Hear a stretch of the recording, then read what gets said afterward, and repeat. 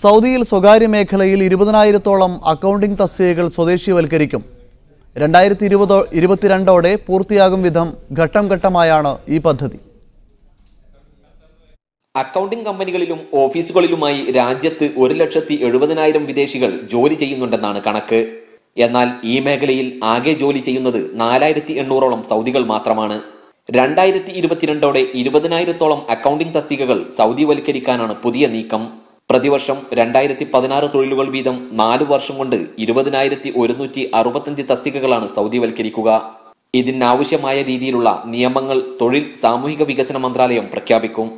മാനവ വികസന നിധിയും Saudi organisation for certified public അക്കൗണ്ടൻസും തൊഴിൽ സാമൂഹിക വികസന മന്ത്രാലയവും ഇതിനായി സഹകരിച്ച് പ്രവർത്തിക്കുവാനാണ് ധാരണ. Gafoor Kondotty, media 1, Jeddah. Saudi ചലച്ചിത്രമേളയ്ക്ക് നാളെ ദമാമിൽ തുടക്കമാകും. 40 ചിത്രങ്ങൾ മത്സര വിഭാഗത്തിൽ പ്രദർശിപ്പിക്കും. മേളയുടെ 4ാം ദിനത്തിൽ ബോളിവുഡ് താരം സൽമാൻ ഖാൻ മുഖ്യാതിഥിയായി പങ്കെടുക്കും. ദമാം ദഹ്റാനിലെ King Abdul Aziz world cultural സെന്ററാണ് ദേശീയ ചലച്ചിത്രമേളയ്ക്ക് വേദി. 6 ദിനങ്ങളിലായി ലോക സിനിമാ രംഗത്തെ പ്രമുഖർ അതിഥികളായി പങ്കെടുക്കും. മുഖ്യ അതിഥിയായി ഞായറാഴ്ച രാത്രി ബോളിവുഡ് താരം സൽമാൻ ഖാൻ പങ്കെടുക്കും. ആദ്യമായാണ് ഇന്ത്യൻ സൂപ്പർ സ്റ്റാർ സൗദി അറേബ്യയുടെ ഔദ്യോഗിക പരിപാടിയിൽ മുഖ്യ അതിഥിയായി എത്തുന്നത്. സിനിമ, തിരക്കഥാ വിഭാഗങ്ങളിലായി 340 എൻട്രികളാണ് മത്സരത്തിനായി രജിസ്റ്റർ ചെയ്തിട്ടുള്ളത്. ഇവയിൽ തെരഞ്ഞെടുത്ത 40 ചിത്രങ്ങൾ മേളയിൽ പ്രദർശിപ്പിക്കും. Media 1, Dammam. കുവൈത്തിൽ ഇനി മുതൽ സന്ദർശക വിസയുടെ കാലാവധിക്ക് അപേക്ഷകന്റെ ശമ്പളം മാനദണ്ഡമാക്കും. ആഭ്യന്തര മന്ത്രാലയത്തിലെ താമസകാര്യ അണ്ടർ സെക്രട്ടറിയാണ് വിവിധ ഗവർണറേറ്റുകളിലെ താമസകാര്യ വകുപ്പുകൾക്ക് ഇത് സംബന്ധിച്ച് നിർദ്ദേശം നൽകിയത്. കുവൈത്തിൽ ഇഖാമയുള്ള വിദേശികളുടെ ജീവിത പങ്കാളി, കുട്ടികൾ, യൂറോപ്യൻ രാജ്യങ്ങളിലെ പൗരന്മാർ എന്നിവരുടെ സന്ദർശക വിസ കാലാവധി 3 മാസമായിരിക്കും. കൊമേഴ്സ്യൽ സന്ദർശകർക്കും പ്രവാസിയുടെ ഭാര്യയും കുട്ടികളും ഒഴികെയുള്ളവർക്കും വിസയ്ക്ക് 1 മാസത്തെ കാലാവധി മാത്രമാണ് അനുവദിക്കുക. സഹോദരങ്ങളുടെ സന്ദർശന വിസയ്ക്കും പരമാവധി 30 ദിവസമാണ് കാലപരിധി. സ്പോൺസറുടെ ജോലിയും സാഹചര്യങ്ങളും സന്ദർശനത്തിന്റെ ഉദ്ദേശവും അനുസരിച്ച് എമിഗ്രേഷൻ മാനേജർക്ക് വിസ കാലാവധി വെട്ടിക്കുറയ്ക്കാൻ അവകാശമുണ്ടാകും. ഭാര്യ, കുട്ടികൾ, രക്ഷിതാക്കൾ എന്നിവരുടെയെല്ലാം വിസ കാലാവധി എമിഗ്രേഷൻ മാനേജറുടെ വിവേചനാധികാര പരിധിയിൽ വരും. വിദേശികൾക്ക് രക്ഷിതാക്കളെ സന്ദർശക വിസയിൽ കൊണ്ടുവരണമെങ്കിൽ കുറഞ്ഞത് 500 ദിനാർ ശമ്പളം വേണം. അതേസമയം ഭാര്യയെയും കുട്ടികളെയും കൊണ്ടുവരാൻ 280 ദിനാറാണ് ശമ്പള പരിധി. Media 1, Kuwait city. ഒമാനിലെ എണ്ണ പ്രകൃതിവാതക ശേഖരത്തിൽ വർധന. പ്രതിദിനം 9.78 ലക്ഷം ബാരൽ ക്രൂഡ് ഓയിലാണ് കഴിഞ്ഞ വർഷം ഉൽപ്പാദിപ്പിച്ചത്. മന്ത്രാലയം under secretary engineer Salim bin Nasser Al Oufi വാർത്താസമ്മേളനത്തിലാണ് ഇക്കാര്യം അറിയിച്ചത്. 2018 അവസാനത്തെ കണക്കനുസരിച്ച് 4,791 ദശലക്ഷം ബാരൽ ക്രൂഡ് ഓയിലാണ് രാജ്യത്തുള്ളത്. കഴിഞ്ഞ വർഷം 9.78 ലക്ഷം ബാരൽ ക്രൂഡ് ഓയിലാണ് പ്രതിദിനം ഒമാനിൽ ഉൽപ്പാദിപ്പിച്ചത്. 19 പ്രാദേശിക അന്തർദേശീയ കമ്പനികളാണ് എണ്ണവാതക പര്യവേഷണ ഉൽപാദന രംഗങ്ങളിലായി പ്രവർത്തിക്കുന്നത്. 120 ദശലക്ഷം ക്യൂബിക് മീറ്റർ പ്രകൃതിവാതകമാണ് രാജ്യത്ത് കഴിഞ്ഞ വർഷം ഉൽപ്പാദിപ്പിച്ചത്. 5 ദശലക്ഷം ക്യൂബിക് മീറ്റർ വാതകം ഖത്തറും UAEയും ഒമാനും സംയുക്തമായുള്ള ഡോൾഫിൻ ഗ്യാസ് പ്രൊജക്ടിൽ നിന്ന് ഇറക്കുമതി ചെയ്തു.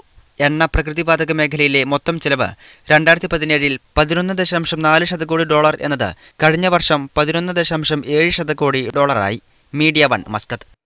കുവൈത്തിൽ സ്വദേശി താമസ മേഖലയിൽ വിദേശി കുടുംബങ്ങൾക്ക് വീട് വാടകയ്ക്ക് നൽകുന്നതിന് നിയമ തടസ്സമില്ലെന്ന് സർക്കാർ സമിതിയുടെ വിശദീകരണം. വിദേശികളായ ബാച്ചിലേഴ്സിന് താമസമൊരുക്കുന്നത് മാത്രമാണ് നിയമവിരുദ്ധം. കുടുംബങ്ങൾ സുരക്ഷാ ഭീഷണി ഉയർത്തുന്നതായി പരാതി ലഭിച്ചിട്ടില്ലെന്നും സർക്കാർ സമിതി വ്യക്തമാക്കി. സ്വദേശി പാർപ്പിട മേഖലയിലെ വിദേശി ബാച്ചിലർമാരുടെ താമസം നിയന്ത്രിക്കുന്നതിനായി ചുമതലപ്പെടുത്തിയ സർക്കാർ സമിതി ഏപ്രിൽ 1 യോഗം ചേരുന്നുണ്ട്. എന്നാൽ പ്രസ്തുത യോഗത്തിൽ കുടുംബമൊത്തുള്ള വിദേശികളുടെ താമസം ചർച്ചയാകില്ലെന്ന് സമിതി അധ്യക്ഷൻ അമ്മാർ അൽ അമാർ പറഞ്ഞു. അതേസമയം ബാച്ചിലർ താമസം സംബന്ധിച്ച് ലഭിച്ച പരാതികളുടെ വിശദാംശങ്ങൾ നൽകാൻ എല്ലാ ഗവർണറേറ്റുകളോടും സമിതി ആവശ്യപ്പെട്ടിട്ടുണ്ട്. സ്വദേശി പാർപ്പിട മേഖലയിൽ ബാച്ചിലർ തൊഴിലാളികൾക്ക് ഫ്ളാറ്റുകൾ വാടകയ്ക്ക് നൽകുന്നത് കണ്ടെത്താൻ മുനിസിപ്പാലിറ്റി ടീം എല്ലാ ദിവസവും നിരീക്ഷണം നടത്തുന്നുണ്ട്. ബാച്ചിലർമാർ താമസിക്കുന്ന കെട്ടിടങ്ങളുടെ കൃത്യമായ എണ്ണമെടുക്കാൻ പ്രത്യേക വിഭാഗത്തെ ചുമതലപ്പെടുത്തിയതായും അമ്മാർ അൽ അമാർ പറഞ്ഞു. വിവിധ ഘട്ടങ്ങളിൽ നൽകിയ മുന്നറിയിപ്പുകൾ പരിഗണിക്കാതെ സ്വദേശി പാർപ്പിട മേഖലയിൽ താമസം തുടരുന്ന ബാച്ചിലർമാരെ ഒഴിപ്പിക്കുന്നതിന് കടുത്ത നടപടി സ്വീകരിക്കുമെന്നും കണക്കെടുപ്പ് പൂർത്തിയാകുന്ന മുറക്ക് നിർബന്ധിത ഒഴിപ്പിക്കൽ ഉൾപ്പെടെയുള്ള കാര്യങ്ങളിലേക്ക് കടക്കുമെന്നും സർക്കാർ സമിതി അധ്യക്ഷൻ കൂട്ടിച്ചേർത്തു. Media 1, Kuwait city. Special Olympics world ഗെയിംസിൽ ഇന്ത്യക്ക് ചരിത്ര നേട്ടം. ജേതാക്കളെ ഔദ്യോഗികമായി പ്രഖ്യാപിച്ചിട്ടില്ലെങ്കിലും ആദ്യ 3 സ്ഥാനങ്ങളിൽ ഇന്ത്യ ഇടം പിടിക്കുമെന്നാണ് പ്രതീക്ഷ. 72 സ്വർണവും 98 വെള്ളിയും 96 വെങ്കലവുമാണ് ഇന്ത്യയുടെ മെഡൽ നേട്ടം. സ്പെഷ്യൽ ഒളിമ്പിക്സിൽ ഇന്ത്യ നേടുന്ന ഏറ്റവും വലിയ വിജയം കൂടിയാണിത്. 90 സ്വർണവുമായി കാനഡയാണ് മുന്നിൽ.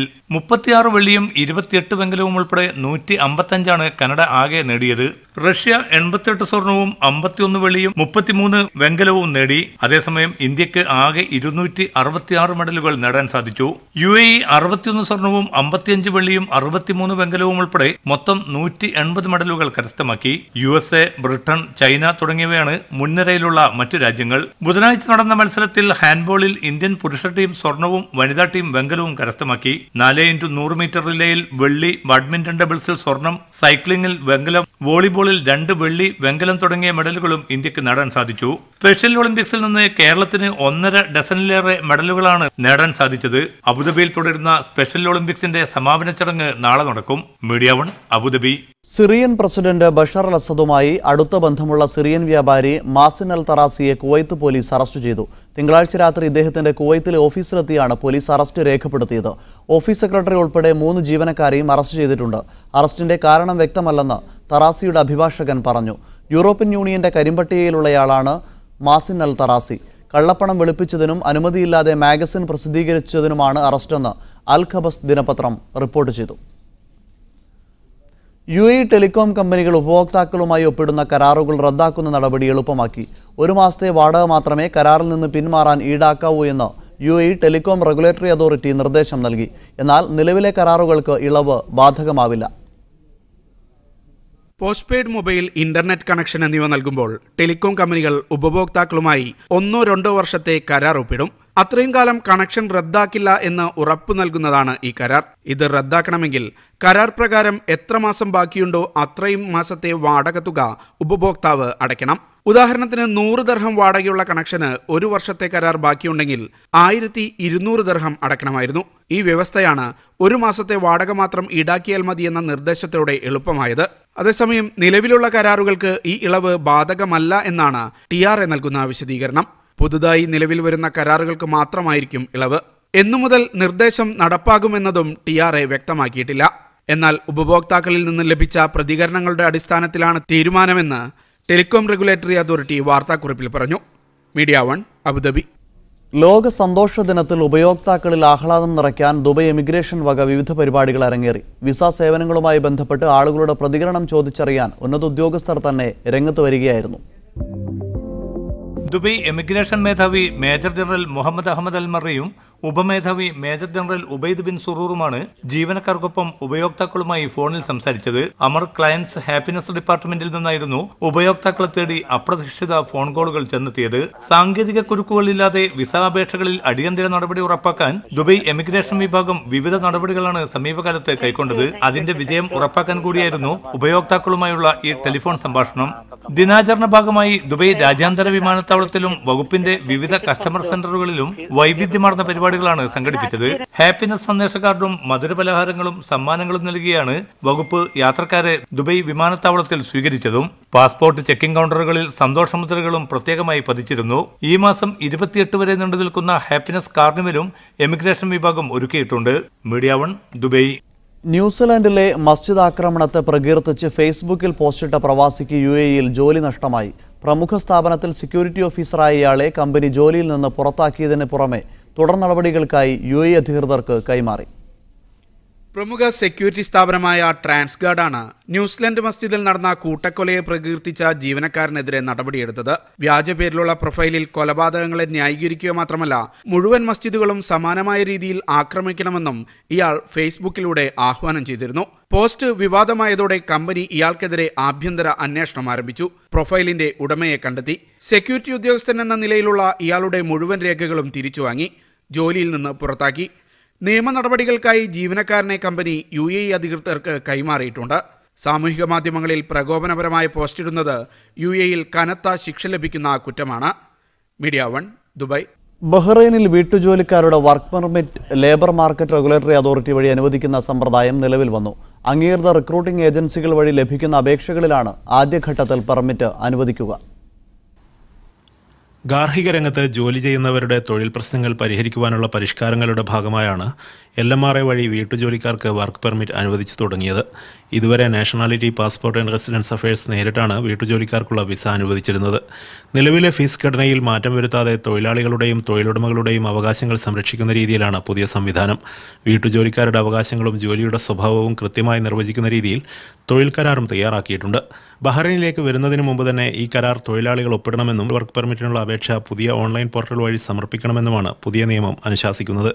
വർക്ക് പെർമിറ്റുമായി ബന്ധപ്പെട്ട ഇടപാടുകൾ ഇലക്ട്രോണിക് രീതിയിലൂടെ ആയതിനാൽ നടപടിക്രമങ്ങൾ ഇനി മുതൽ വേഗത്തിലാകുമെന്ന് LMRA ചീഫ് എക്സിക്യൂട്ടീവ് ഉസാമ ലബ്സി വ്യക്തമാക്കി. അനധികൃത റിക്രൂട്ടിംഗ് ഏജന്റുമാരെ സമീപിച്ച് വഞ്ചിക്കപ്പെടാതിരിക്കാൻ ശ്രദ്ധ പുലർത്തണമെന്നും അദ്ദേഹം ആവശ്യപ്പെട്ടു. Media 1 Bahrain. ഖത്തറിലെ ഇന്ത്യൻ എംബസിക്ക് കീഴിലുള്ള ഇന്ത്യൻ കമ്മ്യൂണിറ്റി ബെനവലന്റ് ഫോറം പ്രവാസികൾക്കായി സൗജന്യ മെഡിക്കൽ പരിശോധനാ ക്യാമ്പ് നടത്തുന്നു. പ്രത്യേക രജിസ്ട്രേഷൻ ഇല്ലാതെ നേരിട്ട് ക്യാമ്പിൽ പങ്കെടുക്കാം. 37ാമത്തെ തവണയാണ് ഖത്തറിലെ ഇന്ത്യൻ ബെനവലന്റ് ഫോറം ICBF പ്രവാസികൾക്കായി സൗജന്യ വൈദ്യ പരിശോധനാ ക്യാമ്പ് നടത്തുന്നത്. വരുന്ന വെള്ളിയാഴ്ച രാവിലെ 7:30 മുതൽ 12:30 വരെ ഇൻഡസ്ട്രിയൽ ഏരിയയിലെ ലേബർ സിറ്റിയിലുള്ള ഇമാറ ഹെൽത്ത് കെയർ ക്ലിനിക്കിലാണ് ക്യാമ്പ്. പ്രമേഹ, രക്തസമ്മർദ്ദ, ദന്താരോഗ്യ പരിശോധനകൾ സൗജന്യമായി ക്യാമ്പിൽ ലഭ്യമാകും. വെൽകെയർ ഫാർമസിയുമായി ചേർന്ന് സൗജന്യ മരുന്നുകളും വിതരണം ചെയ്യും. ഗുരുതരമായ രോഗങ്ങൾ കണ്ടെത്തുന്നവർക്ക് 50% സൗജന്യ നിരക്കിൽ വിദഗ്ധ ചികിത്സയും ലഭ്യമാക്കും. വിദഗ്ധ ഡോക്ടർമാർക്കൊപ്പം ഖത്തർ സർവകലാശാല, Qatar college of north Atlantic എന്നിവയിലെ ഫാർമസി വിദ്യാർത്ഥികളും ക്യാമ്പിൽ പങ്കെടുക്കും. മുഴുവൻ തൊഴിലാളികളെയും ഹെൽത്ത് കാർഡ് എടുക്കാൻ ICBF സഹായിക്കും.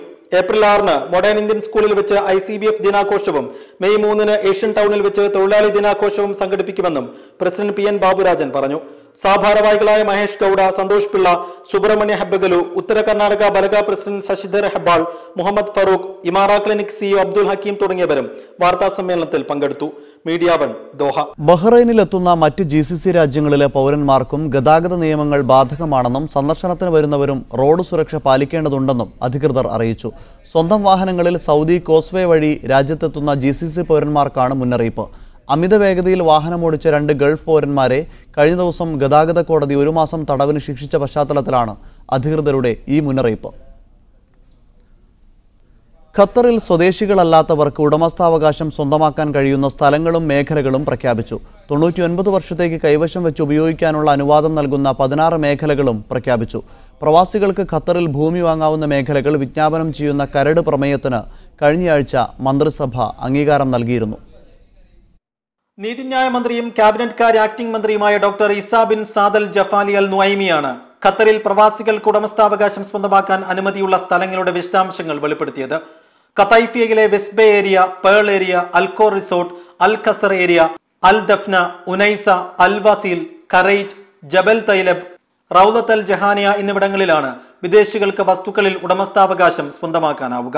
മുഷൈരിബ്, Fereej, Abdul Aziz, Doha Al Jadeeda, old Ghanim, Rifa, അൽഹാത്തെ Al Ateeq, Salata, Fereej bin Mahmoud 22, Fereej bin Mahmoud 23, Al Khail, Mansoura, Fereej bin Dirham, Najma, കുവൈലിന, Al Khulaifat, Al Sadd, new Al Mirqab, Fereej Al Nasar, airport area തുടങ്ങിയ മേഖലകളിലാണ് 99 വർഷത്തേക്ക് ഭൂമി കൈവശം വെച്ച് ഉപയോഗിക്കാനാവുക. താമസാവശ്യത്തിനുള്ള കെട്ടിടവും വാടകയ്ക്ക് നൽകുന്നതിനായി വില്ലകളും ഫ്ളാറ്റുകളും ഉൾപ്പെടെ സമുച്ചയങ്ങളും വാണിജ്യാവശ്യത്തിനുള്ള കെട്ടിടങ്ങളിൽ ഷോപ്പുകളുടെ ഉടമസ്ഥാവകാശവും ഇനി വിദേശികൾക്ക് സ്വന്തമാക്കാം. വ്യവസ്ഥകൾക്ക് വിധേയമായി ഭൂമിയിൽ അവകാശമുള്ള കാലത്തോളം വിദേശികൾക്ക് ഖത്തറിൽ താമസാനുമതിയും ഉറപ്പാക്കുന്നു. ഉടമസ്ഥാവകാശമുള്ള വസ്തുവിന്റെ മൂല്യം $2 ലക്ഷം കുറവല്ലെങ്കിൽ ഉടമസ്ഥാവകാശമുള്ള കാലത്തോളം താമസാനുമതി ലഭിക്കും. ഉയർന്ന നിലവാരവും പൂർണ്ണമായി സേവനം ചെയ്യപ്പെട്ടതുമായ സ്ഥലങ്ങളാണ് ഉടമസ്ഥാവകാശത്തിനായി തെരഞ്ഞെടുത്തിരിക്കുന്നത്. മികച്ച ഗതാഗത സൗകര്യങ്ങളും അടിസ്ഥാന സൗകര്യങ്ങളുമെല്ലാം ഇവിടെ ഉറപ്പുവരുത്തിയിട്ടുണ്ട്. പെർമനന്റ് റെസിഡൻസി നിയമത്തിലെ ചില വ്യവസ്ഥകളിൽ ഭൂമി വാങ്ങുന്നവർക്ക് ഇളവ് ലഭിക്കും. സ്ഥിരം താമസാനുമതി ലഭിക്കുന്നതോടെ സർക്കാർ സ്ഥാപനങ്ങളിൽ വിദ്യാഭ്യാസവും ചികിത്സയും ദേശീയ സാമ്പത്തിക മേഖലകളിൽ നിക്ഷേപത്തിനുള്ള അവസരം എന്നിവയെല്ലാം ലഭിക്കും. Media 1 Doha. മക്കയിലെ മുസ്ദലിഫയിൽ ഇനി 5 നാൾ പൂക്കളുടെ ഉത്സവം. മക്കയിലെ ആദ്യ പുഷ്പമേളയ്ക്കാണ് തുടക്കമായത്. വൈവിധ്യമാർന്ന നിറത്തിലും വലിപ്പത്തിലുമുള്ള 1 ദശലക്ഷം പൂക്കൾ കൊണ്ടാണ് പരവതാനി ഒരുക്കിയിരിക്കുന്നത്. ഹജ്ജിന്റെ പുണ്യസ്ഥലങ്ങളിലൊന്നായ മുസ്ദലിഫയിൽ മഷ്ഹറുൽ മസ്ജിദിന് സമീപത്തുള്ള മൈതാനിയിലാണ് പുഷ്പപരവതാനി. മേള ഈ മാസം 23 വരെ നീളും. 185 മീറ്റർ നീളത്തിലും 45 മീറ്റർ വീതിയിലുമുള്ള പൂപരവതാനിയാണ് പ്രത്യേകത.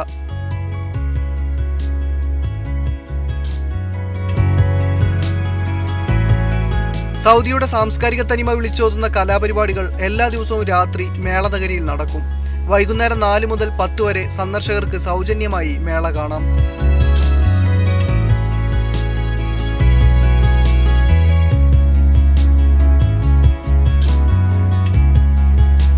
Sabith Saleem, media 1, Mecca. India Qatar സാംസ്കാരിക വർഷാചരണത്തിന്റെ ഭാഗമായി നടക്കുന്ന ലൈവ് ഷോയ്ക്കായി സംഗീതിതിഹാസം ഓസ്കാർ ജേതാവ് AR റഹ്മാൻ ദോഹയിലെത്തി. ഖത്തറിൽ മ്യൂസിക് ഷോ നടത്താൻ കഴിയുന്നതിൽ അതിയായ സന്തോഷമുണ്ടെന്ന് റഹ്മാൻ പറഞ്ഞു. വെള്ളിയാഴ്ച വൈകിട്ട് ഖലീഫ ഇന്റർനാഷണൽ സ്റ്റേഡിയത്തിലാണ് റഹ്മാൻ ഷോ നടക്കുന്നത്. ഖത്തറിലെ സ്വദേശികളും വിദേശികളുമായ സംഗീത ആസ്വാദകരുടെ നീണ്ട കാത്തിരിപ്പിന് വിരാമമാകുന്നു. സംഗീത ലോകത്തെ ഇതിഹാസം ഓസ്കർ ജേതാവ് AR റഹ്മാന്റെ ലൈവ് ഷോയ്ക്ക് ഇനി ബാക്കിയുള്ളത് മണിക്കൂറുകൾ മാത്രം. പ്രതീക്ഷകൾക്കാക്കം കൂട്ടി AR റഹ്മാൻ ബുധനാഴ്ച രാവിലെ ദോഹയിലെത്തി. വാർത്താമാധ്യമങ്ങളുമായി സംസാരിച്ച AR റഹ്മാൻ ഖത്തറിൽ ഒരു ഷോ നടത്താൻ കഴിയുന്നതിൽ അതിയായ സന്തോഷമുണ്ടെന്ന് പറഞ്ഞു. 3 മണിക്കൂർ ദൈർഘ്യമുള്ള ഷോ ആയിരിക്കും നടത്തുക.